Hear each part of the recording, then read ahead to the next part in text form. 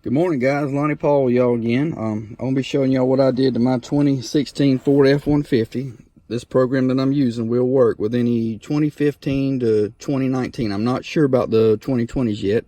When I bought this truck, it only had this right here. So I got on eBay, ordered me a steering wheel. It's got all the controls and everything. And I found the software, which is called ForScan. You can get it offline. I'll leave a link in the description.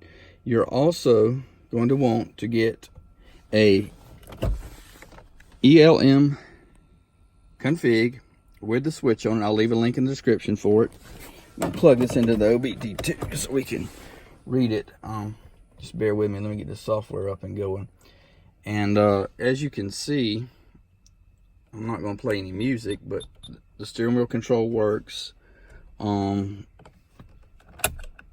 Cruise control does work. I'm going to show you that. So you can, like I said, you can do this with any 2015 to 2019 pickup truck. And you know, I guess the dealers thought I was stupid and was just going to trade the truck in or whatever, and I wasn't going to do that. And that's what happened on that deal.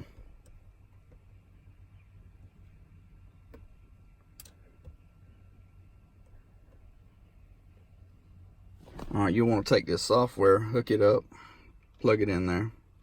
Also, you're going to have to go on the software and register for it. It's just going to ask you to register. There's no fees or anything like that. It's free for a couple of months. And